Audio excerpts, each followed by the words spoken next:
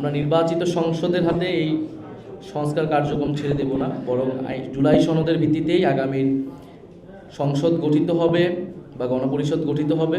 ঘোষণাপত্র অবশ্যই সাংবিধানিক স্বীকৃতি থাকতে হবে, সংবিধানের সেটা প্রিয়েম্বল এবং তফসিলে এই জুলাই গণ অভ্যুত্থান এবং বা ঘোষণাপত্রের কথাটি উল্লেখ থাকতে হবে। 5ই আগস্ট গণ অভ্যুত্থান এবং গণ অভ্যুত্থানের সকল পক্ষ এবং রাজনৈতিক দলের সমন্বয়ে এটি ঘোষণা করতে যাচ্ছে।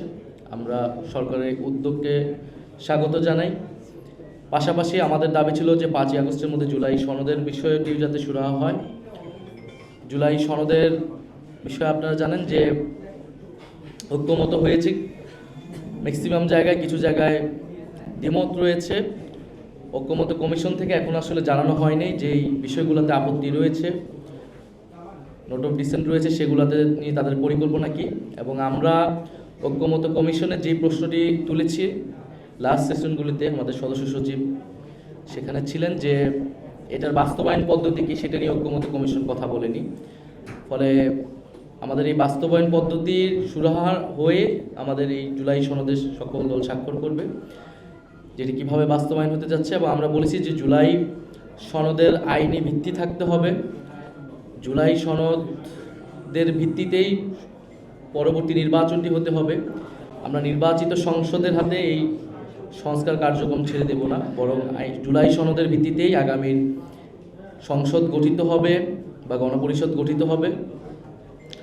ফলে এবং এই অন্তর্বর্তী সরকারের সময় থেকেই জুলাই সনদটি কার্যকর করতে হবে।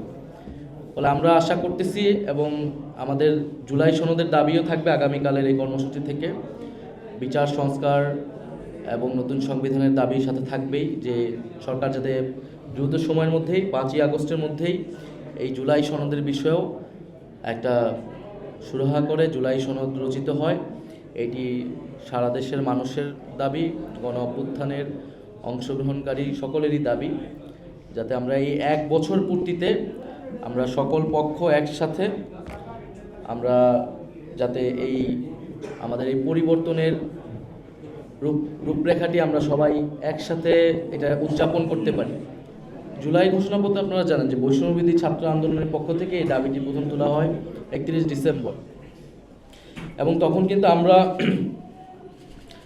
বৈষম্যবিরোধী ছাত্র আন্দোলন জাতীয় নাগরিক পার্টির পক্ষ থেকে, কমিটির পক্ষ থেকে আমরা যেই ঘোষণাপত্রটি আকাঙ্ক্ষা করি তার একটা খসড়া আমরা সরকারের কাছে দিয়েছি। সরকার যখন বলেছে সরকার দায়িত্ব নিয়ে এটি ঘোষণা করবে। আপনার এসির গ্যাসের সমাধান হলো এসজিএস ও সিএনএস সার্টিফাইড ফোরন রেফ্রিজারেন্ট গ্যাস, যার বিশুদ্ধতা 99.98%। ফোরন, শান্তি যেখানে, নিঃশ্বাসে। এবং আনুষ্ঠানিক মিটিংও হয়েছে, কয়েকটি প্রধান উপদেষ্টার উপস্থিতিতে হয়েছে এবং বিভিন্ন রাজনৈতিক দল তাদের খসড়াটা সেখানে দিয়েছে, আমরাও আমাদেরটা দিয়েছি।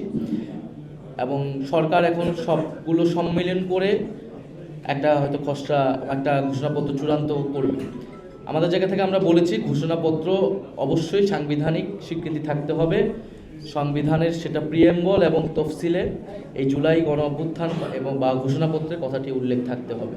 এবং আমরা আশা করতেছি যে সরকারের জায়গা থেকে সেই বিষয়টি নিশ্চিত করা হবে, সকল রাজনৈতিক দল এই বিষয়ে সেটা সমর্থন দেবে এবং কমিটমেন্ট দেবে।